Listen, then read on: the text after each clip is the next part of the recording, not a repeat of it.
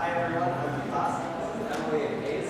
We'll be presenting our research with the team of ADEPT, which stands for Advancing the Development of EMG in Physical Therapy. So a little outline of what we'll go over today. We'll start with the background of the problem and what we wanted to address. Move into the introduction, which is some of the ideas that got us to our project. Then we'll talk about our product. It's 6 main components, which are the hardware, the signal processing, the wireless, the classifier, the software, and the sleep. Once we've gone over that, we'll talk about some of the future directions as well as the contributions that we make. So we're going to talk about the problems that we wanted to address and some of the current technologies that are being researched. So physical therapy as a process can be really long, can be really painful, and a lot of times patients don't see a lot of improvement. And so this can lead to non-compliance, where patients don't keep up with their exercise regimens. This non-compliance can have a whole lot of different implications, whether it's quality of life or financial, if the muscles don't heal the way they should. So one way that researchers have been trying to get around this is by using video games. They've been shown to improve patient motivation and engagement by keeping them involved in the process. Electromyography, or EMG, is where electrodes are attached to the skin, and they can read electrical signals which correspond to muscle activities. And so this way you can see which muscles are being engaged. It's used in a whole lot of different applications, including as a medical diagnostic or even as a remote control for something like a prosthetic. So now we'll talk about specifically our project, what we wanted to make, and some of the current systems that are out there. So what we really wanted to do was to create a sleeve that could be put on and worn during physical therapy that can make it more enjoyable by incorporating video games. So we wanted to put together the appeal of video games and the accuracy of EMG to ideally lower the rate of non-compliance in physical therapy patients. So some of the things you may have heard of that are being used right now are the Nintendo Wii and the Microsoft Kinect. Both of them, as you can see here, they're starting to be used in physical therapy, but they're both motion sensing devices. So they basically see, okay, did your hand move from point A to point B? The problem is they can't see, did you use the right muscles when you did that? So maybe instead of using your forearm muscles, you used your shoulder. And that way you didn't really accomplish the exercise you were supposed to, but you can fool those systems. So this is the benefit of EMG, that you can really see actually what's going on and which muscles are being engaged. So we are actually an extension of a former Gemstone team named CHIP. They were a research-focused team, and their project was to see, can these two technologies be incorporated? Can we make a product that has video games and EMG, and can we put it on a patient, and can they use it? And so you can see here their device. So they did it, right? They made it.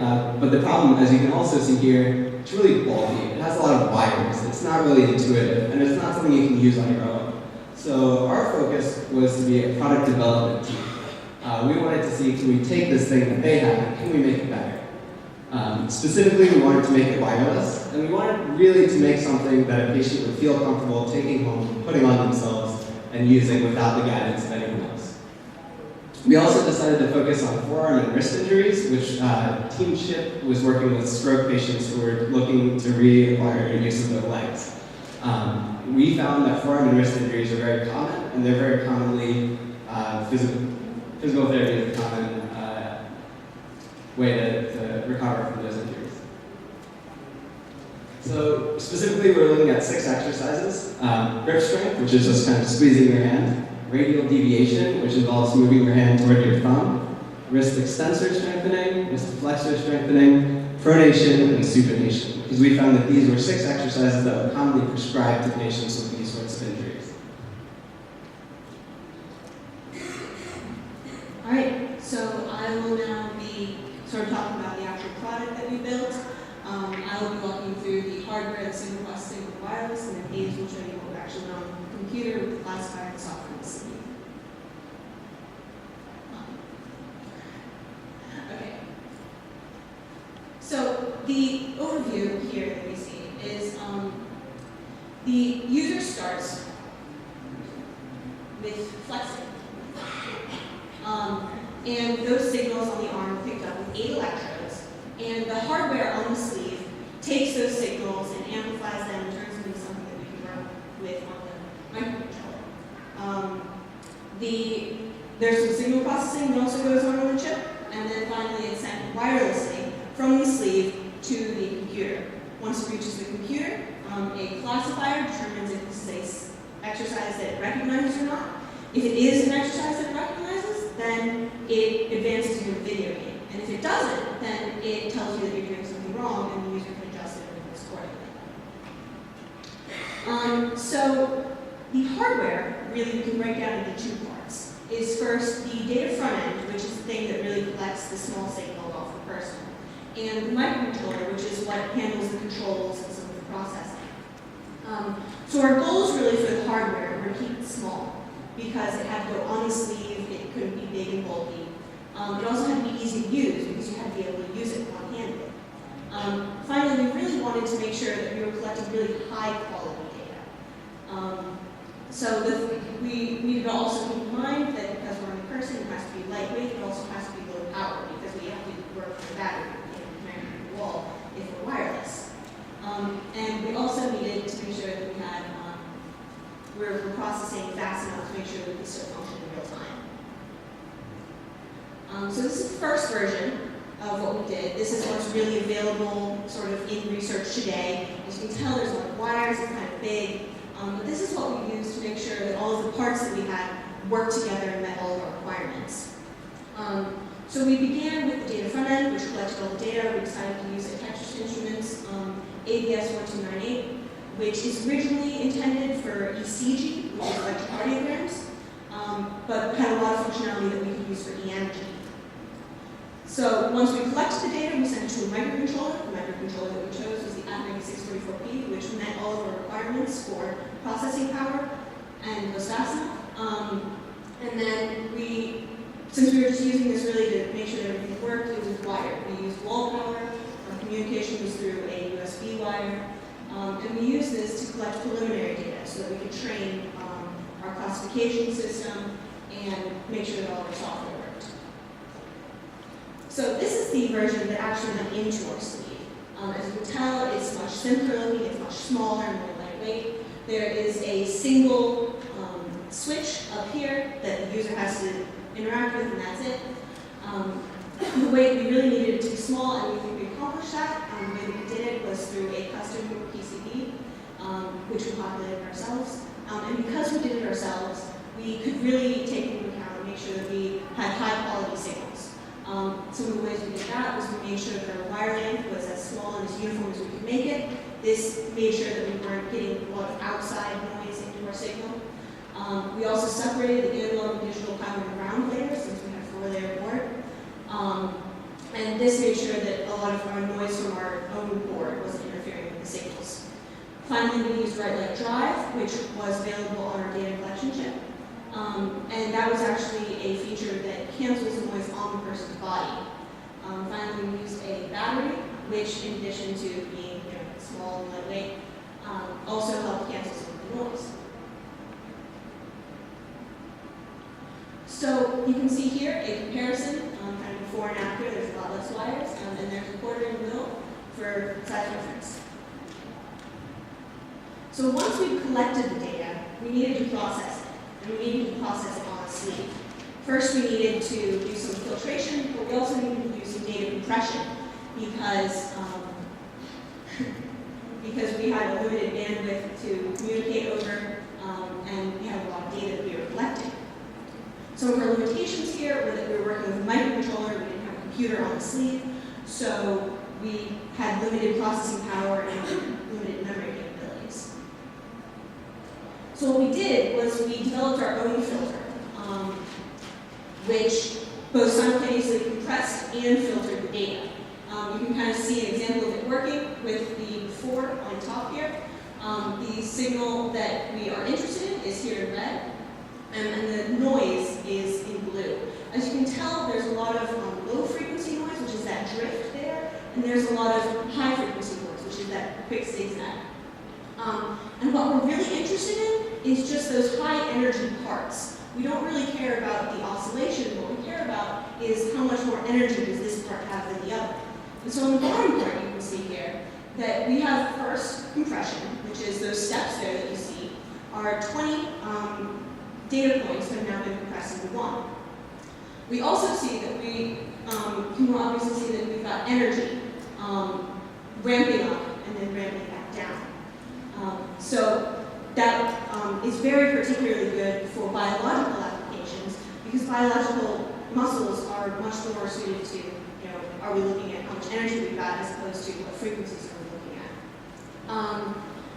So once we compress all the data, we send it wirelessly to the computer. Some hurdles here, we have low power and low cost because it had to be on the sleeve, and to make sure that it was both bidirectional and interrupter, because we not only want to be able to send data from the sleeve to the computer, but also commands from the computer to the sleeve. So our limitations here were stopped, again, just had to be on the sleeve. So the wireless boards we considered, we began with the TI wireless board, which was particularly low power and particularly small. We used it for a while, but we found that its transfer rate, or the bits per second that it had, were not nearly high enough for what we needed. We tried compressing the data a little bit further, but found that we were losing a lot of important information. So finally we switched to the X-Speed, which was a little bit larger and a little bit higher power, but once we had more transfer rate, we were able to incorporate things like error checking to make sure that we weren't using bad data. Of course, once we had the data transferred to the computer, we needed a classification algorithm to find out what exercise the user was performing. Since we had no interest in previously biological systems, we decided to rely on the flexibility of the discipline of machine learning. Machine learning is a discipline that focuses on algorithms that can use past data and learn from it to more accurately classify future data. So this algorithm, of course, had to be fast enough to give us instantaneous feedback, because we're playing a video game, and also accurate enough to make sure the game was not horrendously inaccurate and thus frustrating for the user. We set a target accuracy of about 70%. Of course, machine learning algorithms take a lot of data to train up, so we knew that would be a bit of a limitation. Also, this was a new field for us, so we talked to some experts in the field, and they recommended a neural net. Turns out a neural net was a fairly good choice for this application. It's very noise resistant, and the human body generates a lot of noise, which means that was good. And now it does require a lot of data and time to train up. But that training can be done before the user actually has to touch it. So you can do the training beforehand and have as many users as you want use the software. And once it's trained, it's capable of the kind of instantaneous response we were looking for. To validate our various neural nets that we created over the course of the project, we used a standard technique called cross-validation. That is to say, we collected a lot of data, trained the number 90% of it, and then tested the remaining 10%, and then iterated that process over the other 10% chunks. That gave us very good results, and we were confident moving forward that we had the right choice. However, when we moved into real life, we found a significant drop in accuracy. We believe this may be due to the variance between users and sessions. In order to compensate for that, we would train the neural net on data from one session and then test it on data from another. We also made some confusion matrices. Those are very intuitive ways of looking at how the data is classified in the net in order to get a better feeling for what exactly was going on. We'll see some of those later. Now, we went through several different structures for our net. It started out with the initial hardware, which had just 3 groups of data being sent to us, and this was before we had the sleeve working. So we just created a neural net for each and looked at the accuracies of those via cross-validation. Those came out very high, above our 70% target accuracy, so we moved forward and created the sleeve and the original second neural that we see there, that scaled down node diagram. This one is a pretty standard thing we see in research today. It looks at all the inputs simultaneously and immediately brings them all to a single conclusion. And we found this to be suboptimal, so we created our own custom neural net that you see there on the right. And this one looks at each pair of electrodes individually and then eventually parses them down into a single conclusion. So here you can see the various iterations of that and their respective accuracies and training times, both across validation and real life. As you can see, we had a significant drop in accuracy right around when we started to go into real life, down to about 30%. So we created our custom net, and we also introduced the off classification. That is to say, one that represents when users not performing any exercise and is simply at rest. This helped a bit, but we're still not anywhere near our target. So we decided to narrow the field a bit. We collected data from a single user, one of our team members, and trained and tested the net exclusively on his data. This did help, especially when we reduced the possible outcomes of the net to only those exercises that we were classifying well. Now here's that confusion matrix I was talking about. You can see that the number of the exercises on the right and the number of times they were classified on the left, the number of times they were classified on the top, as noted by the size of the square. The bigger the green square, the more times we classified the exercise correctly. You can see that grip strengthening and radial deviation were the exercises we classified correctly most often. And if that exercise was going to be misclassified, it was most likely going to be done so as a radial deviation.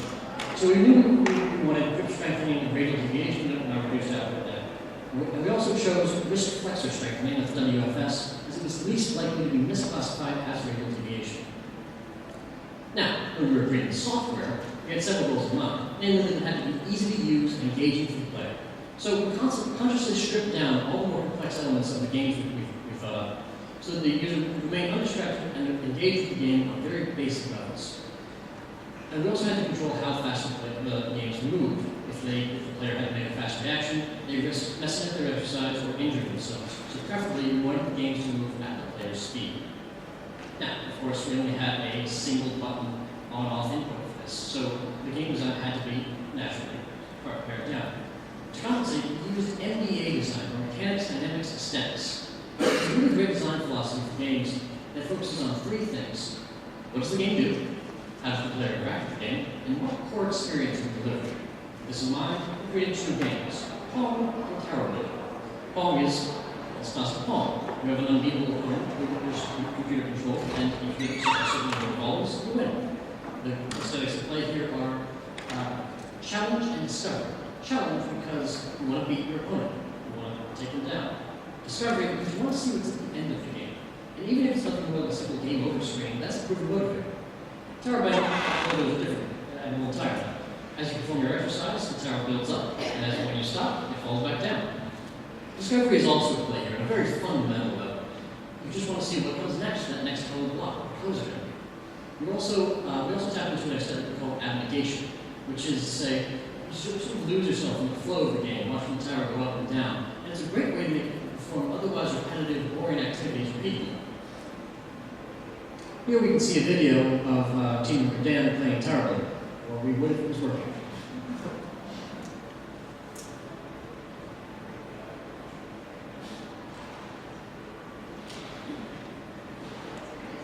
Pardon me, standing difficulties.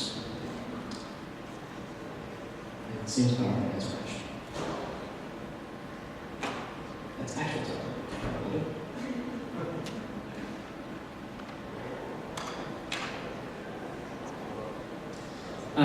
Anyway, I'll continue talking about the design while they work. So when we designed the sleeve, we wanted to make it very sleek, very easy to use, and of course intuitive for the user. It's also a medical device, so it had to be easily cleaned. This we accomplished by making it the current sleeve, which you can see Dan wearing there, made of fleece back vinyl. It's very easy to clean. Early in the design process, we realized that we had to be able to fit any arm. So we were initially inspired by those cardboard coffee cup sleeves that you see at the table. So we thought we could just slide them over the arm and, it would fit where we wanted. But then eventually we went with hook and loop fasteners, that is to say, that's a lot easier to use and make. And the initial sleeve designs, which you would see if they were up there, you used that, and they did use electric at the time because we were still hashing out basic sleeve design and electric replacements. Now, Dan is wearing the final sleeve, which is something we're very proud of. It uses, again, hook and loop fasteners, and is very small, very sleek, doesn't really inhibit the user's range of motion at all, and is generally unnoticeable. It's got attachment points for the electrodes and a reinforced pouch for the port. And so, wrapping up, we'll go back to the cost of computers.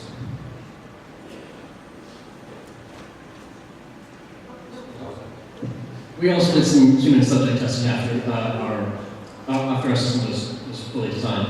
We had 6 different people came in. This was just a small scale thing. We wanted to essentially proof of concept. And so we had them come in, they played the games, they used the system, and after that they filled out a short questionnaire, which gave us some really good feedback.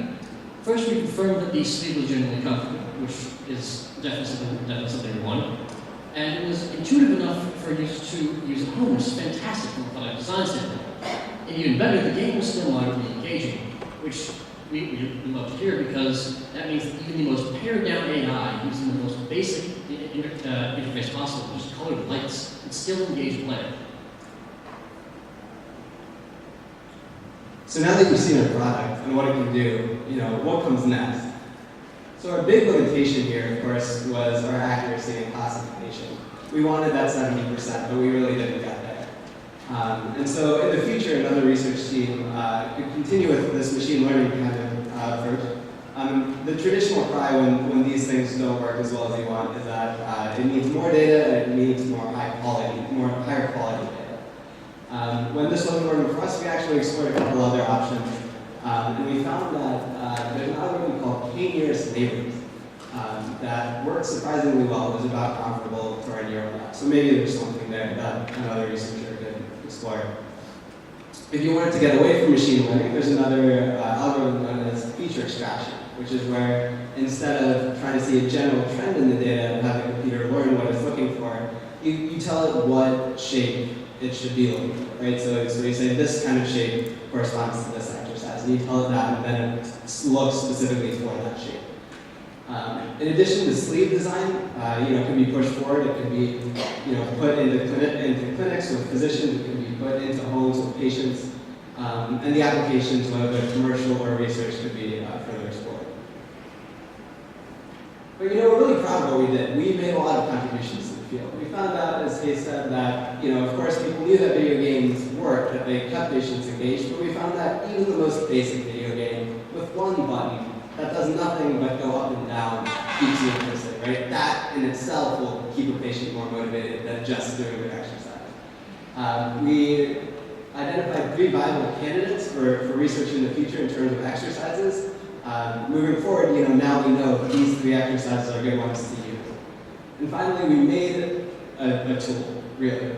We're using it for physical therapy and this sort of research, but it has a whole wide variety of applications which could be exploited, including as a PowerPoint clicker, which I think is pretty cool. He's been doing that the whole time, and that's pretty awesome. So we want to thank everyone for all their support, especially first and foremost our mentor, Dr. Kendall Abshire, who's been fantastic from day one, all the Gemstone staff for everything they've done, our team librarians, ACC, IAC, and Texas Instruments for their financial support, all of our participants in our study, our friends and family for their love and support, and all of our lovely discussants for being here today.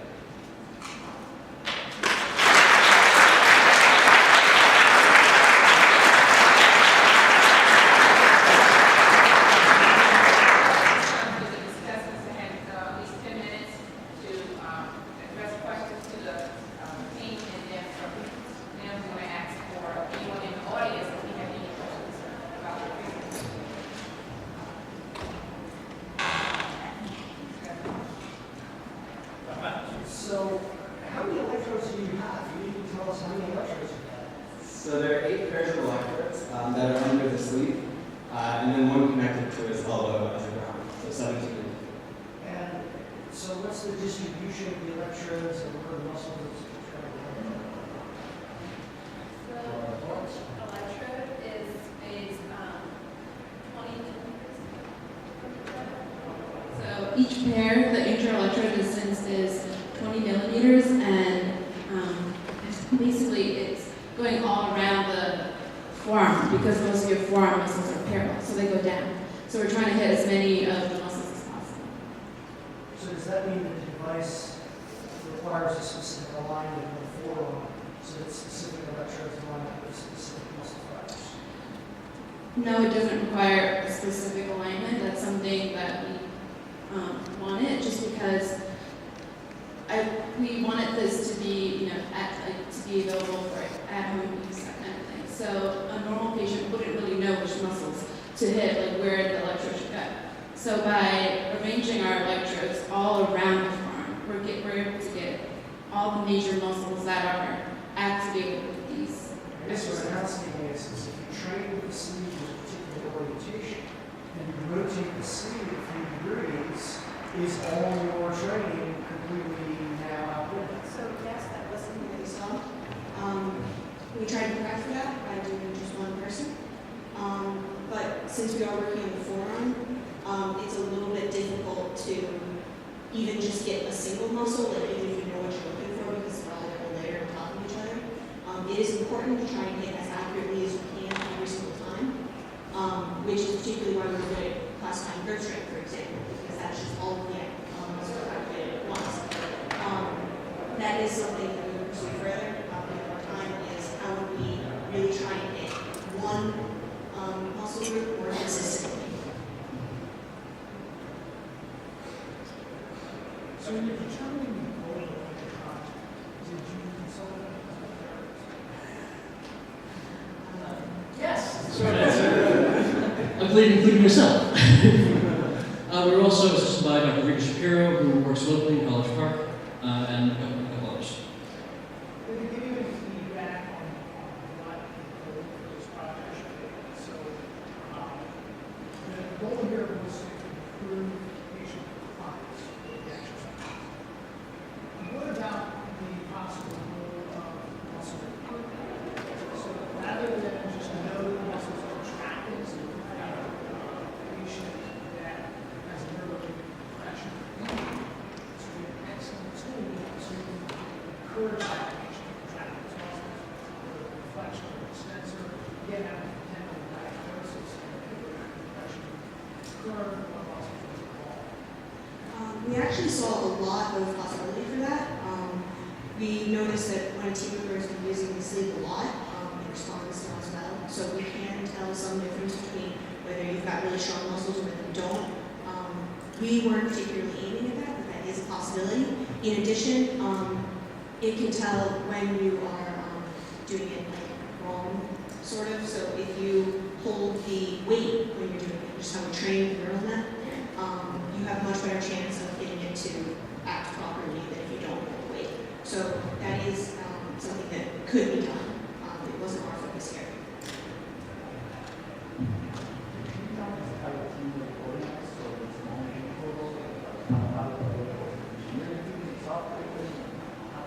Our team has been through some changes in the past 3 years. We had 3 members drop out over the course of that time due to other things they needed to do. So we initially had essentially three teams worked at: hardware, software, and sleep. Sleep team members, please raise your hands. This is what's left of them. Hardware members, please raise your hands. They have survived mostly untouched. And software. We separated all that out, and that worked pretty well for us. And that we were able to, for example, develop the video games side by side while the sleeve was also in development, which means we didn't have to wait until the hardware was done or the sleeve was done to have fully functional, fully tested games or fully tested code or sleeves or anything. And we could just integrate them as soon as those various parts were done. So the hardware team, one of the considerations when they're designing electronics that interface with the human body is safety features. So we can discuss some of the safety considerations.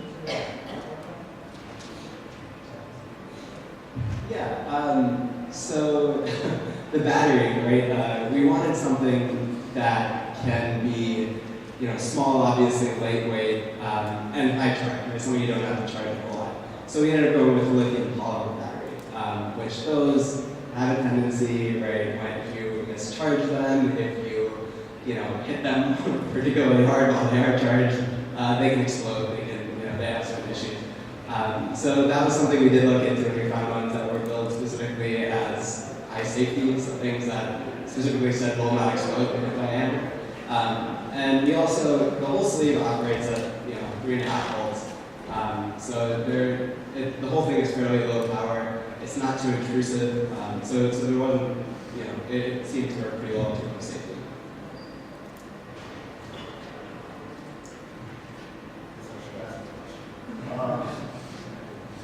So I'm not clear about how you translate into some kind of motion.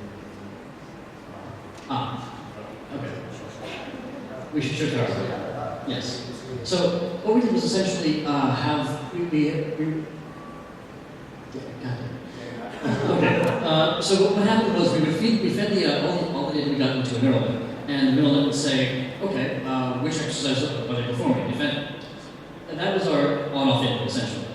It just passed passed the exercise that was being done to the menu, and the menu said, does it match the exercise that they are currently trying to do? The menu has a list of all the ones it can. And then the menu passed to the games. Are they doing the exercise they're supposed to do? Yes or no? So that was a big part of the game design process, actually, the recontextualization of things like Palm into a, there we go. So as he flexes, you can see the bars going up, and when he stops, the bars go down. So what he's doing is grip strength, and his grip strength is one of the exercises that he recognizes. It says you're playing correctly, so maybe it answers the problem. If you could show the menu, please. So here's the menu. You can see you can select your exercise and play the Palm or Tower Builder. Palm, we had to recontextualize it a little bit. Obviously, you can't have precision control over your habits movement. So we just decided, as long as you're doing your exercise, and there's a little light that tells you whether or not you are, you will also play perfectly, and you will defeat the Grand Master, as we call the because they also play perfectly. So is the game on? Is it on? Yes, the game runs through. So if you want to bring up Palm.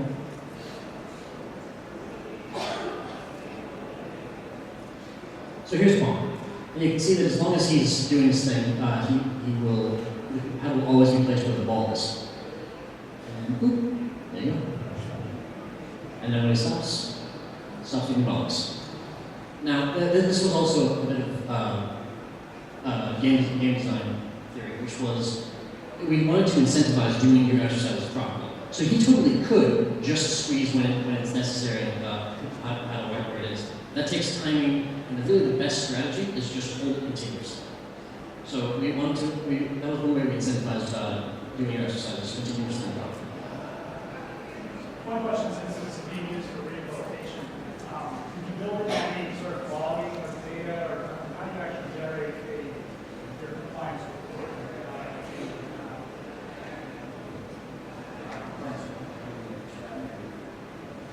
As in, You collect data that sort of says the person is using this for so many hours, and no, that's not outside scope of the project. So that's a, sorry? Yeah, that was a chip. We just wanted to essentially design everything down to a sleeker, more usable package. Chip actually showed that it did actually improve patient hygiene and compliance. So that's our improvement, and we're just building off that. when you do this, you took this into effect today, which data will be collected or all. So the way that they did it, I think, was they They had a number of patients who returned for their weekly or bi-weekly or monthly visits, and they would use the device while they were there under the guidance of the physician. We would naturally do a similar process where we would issue a questionnaire to the to the patients after every session, and they would say, asking how motivated are you, how do you like to do your exercises, did you do your exercises, or would you like to do this rather than do your normal exercises? So I have a couple of questions about the data that you shared. The first question is, what was that data? Is that simply the signal from two adjacent electrodes, or a single electrode with respect to the bony prominence on the elbow, or was it somehow a conglomeration of data from all the electrodes? do you mean when I showed the signal processing? Okay, that is one pair of electrodes, and that is a person, myself, squeezing 3 times with a break in between. It's just only one. And so, what's all that noise? It's a lot of things. The low frequency noise particularly is a motion artifact, which is when you kind of move your arm and the sleeve doesn't quite follow as quickly.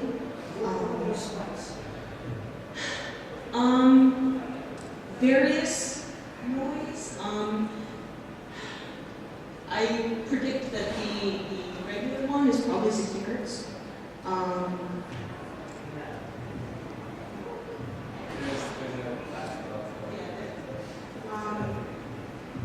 Sinusoidal. more likely it is. What is the time scale? Okay, so What's the that, spectral content of that signal? okay, so that is collected at 500 samples per second. So what's the spectral content of the signal?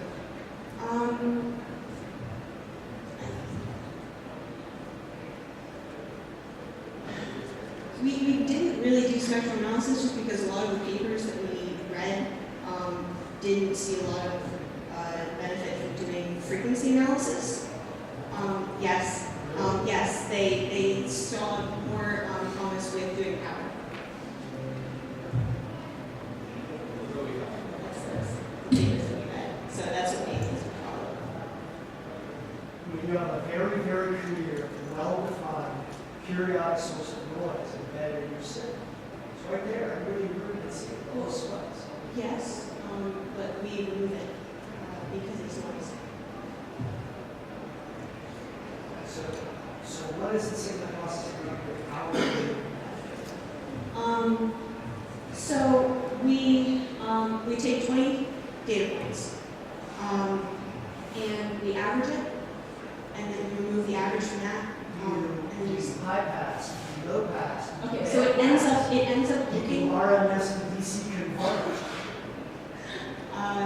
Okay, so what it ends up being is it's a high pass filter that has a corner at about 25 hertz because we found that anything below 25 hertz tends to be just noise.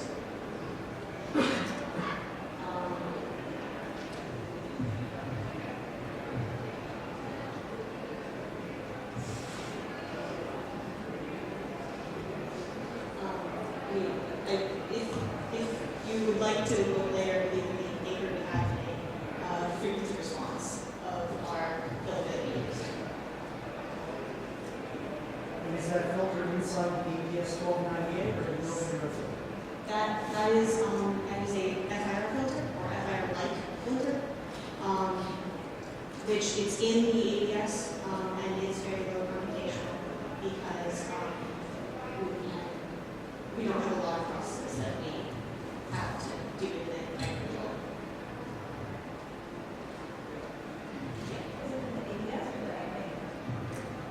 Sorry, it's almost